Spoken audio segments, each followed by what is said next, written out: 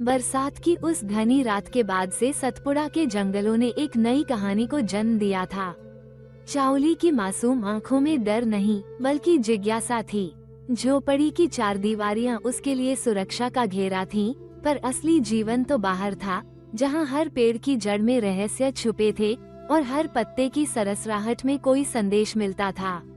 धन्ना उसे सुबह सुबह उठाकर कहता, चल जंगल तेरा स्कूल है।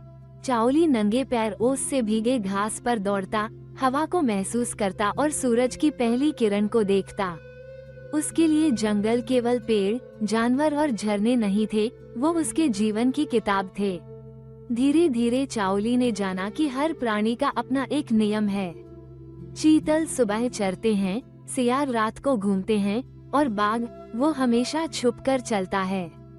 धन्ना ने उसे बताया, बाघ से डरना नहीं, उसकी इज्जत करना। जंगल में डर और इज्जत दोनों साथ चलते हैं। चाओली ने बाघ की चाल को देखा, उसकी आंखों की चमक को पहचाना। शेर खान का नाम जंगल में हर जगह गूंजता था। वो बूढ़ा जरूर था, पर उसका डर आज भी जंगल की सीमा तक फैला था। चाओली की मुलाकात शेर खान से बहुत बाद में हुई, जब उसे समझ आ गया था कि जंगल में ताकतवर वही है जो सबसे ज्यादा समझदार है।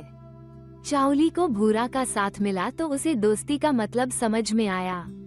भूरा भालू था, बड़ा सा, गोल मटोल और हमेशा खाने की तलाश में।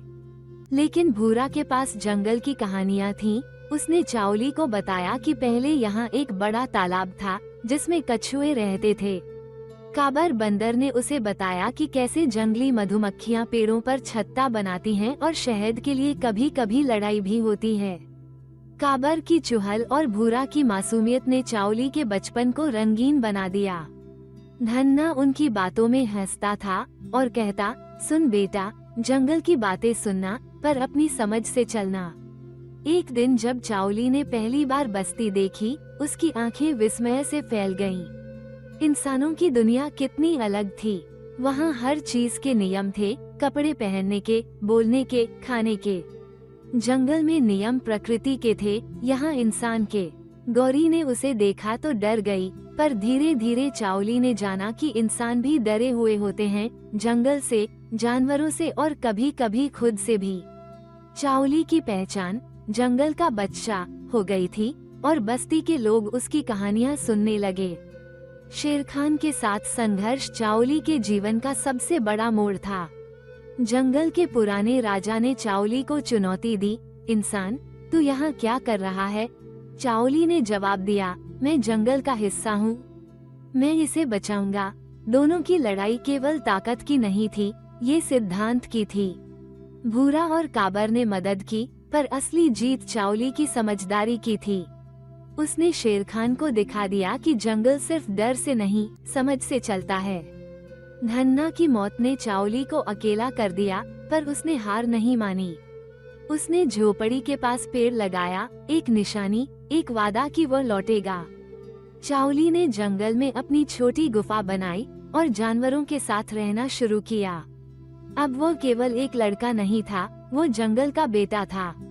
पक्षी उसके दोस्त थे, हाथी उसके साथी। वो उनकी भाषा समझता था, उनकी परेशानियां सुनता था। इंसानों के शिकारी जंगल में आए तो चाओली को लगा कि अब जंगल खतरे में है।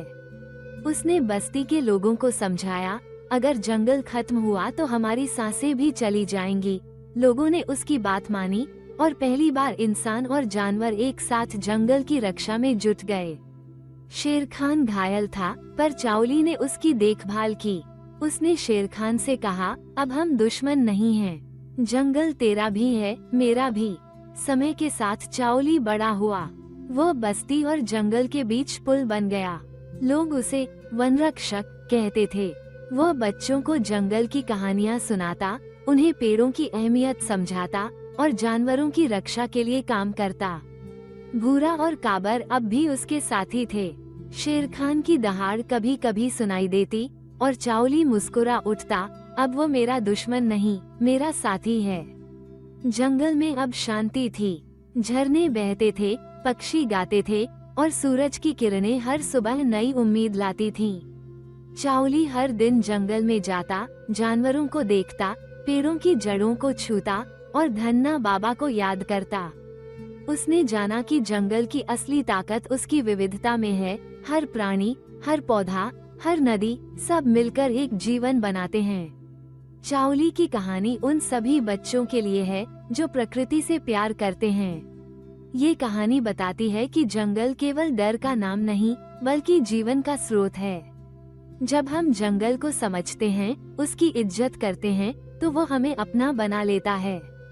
चाओली ने सीखा कि इंसान और जंगल एक दूसरे के विरोधी नहीं, बल्कि साथी हैं। जीवन का असली सुख तब है जब हम प्रकृति के साथ साथ चलते हैं। चाओली ने बस्ती के बच्चों को बताना शुरू किया कि पेड़ काटना केवल लकड़ी लेना नहीं, बल्कि जीवन के एक हिस्से को खोना है। उसने उन्हें सिखाया कि हर जानवर की अपनी भूमिका है। बाघ जंगल का संतुलन बनाए रखता है, भालू पेड़ों को स्वस्थ रखता है, बंदर बीज फैलाते हैं। अगर एक भी प्राणी खत्म हो गया तो जंगल का संतुलन बिगड़ जाएगा। गौरी ने चाओली से पूछा, तुम जंगल में अकेले डरते नहीं हो? चाओली हंसकर बोला, जंगल में डर नहीं, दोस्ती होती है। हर आवाज, हर गंध, हर छाया, सब मेरे साथी हैं। एक दिन गांव में उत्सव था। चाओली ने सबको जंगल की कहानियां सुनाई। उसने बताया कि कैसे एक भालू के बच्चे को बचाने से उसकी दोस्ती शुरू हुई, कैसे बंदर काबर ने उसे चालाकी सिखाई और कैसे शेर खान के साथ लड़ाई ने उसे सच्चा वनरक्षक बना दिया। बच्चों ने तालियां बजाईं, बड़ों ने मुस्कुराकर सिर हिलाया। बस्ती के लोग अब जंगल को दुश्मन नहीं, दोस्त मानने लगे। वे पेड़ काटते थे, पर उतना ही जितना जरूरत हो। वे जानवरों को डराते नहीं, बल्कि उनकी रक्षा करते थे। और जंगल भी उन्हें फल, लकड़ी और शुद्ध हवा देता था। चाओली अब हर सुबह झरने के पास जाता, सूरज की किरणों को देखता और धन्ना बाबा से बात करता। उसने जाना कि प्रकृति की सीख कभी खत्म नहीं होती। हर दिन कुछ नया है, हर रात कोई नई कहानी। जंगल की हवा में अब शांति थी और चाओली की आंखों में संतोष। उसने बच्चों को सिखाया, प्रकृति हमारी माँ है। जब हम उससे लेना जानते हैं, तो देना भी सीखना चाहिए। इंसान और जंगल एक दूसरे के विरोधी नहीं, बल्कि जीवन के साथी हैं। कहानी के अंत में चाओली ने आसमान की तरफ देखा और महसूस किया कि धन्ना बाबा की आत्मा आज भी पेड़ की छाया में है। उसने कहा, मैंने जंगल को बचा लिया और हवा ने उसका संदेश दूर तक पहुंचाया। शाबाश चाओली, तू अब जंगल का असली बेटा है। ये कहानी केवल एक लड़के की नहीं, बल्कि हर उस इंसान की है जो प्रकृति से जुड़ना चाहता है। सतपुड़ा के घने जंगलों से शुरू होकर यह कहानी हर दिल तक पहुंचती है, जहां जीवन, संघर्ष, दोस्ती और समझदारी के रंग हैं। चाओली की तरह हम सब प्रकृति के बेटे हैं। जब हम जंगल की इज्जत करेंगे, उसकी रक्षा करेंगे, तो हमारी आने वाली पीढ़ियां भी शांति और संतुलन के साथ जी सकेंगी। यही है सतपुड़ा के जंगलों की कहानी, जहां हर रात एक नई उम्मीद लेकर आती है और हर सुबह जीवन का नया पाठ पढ़ाती है।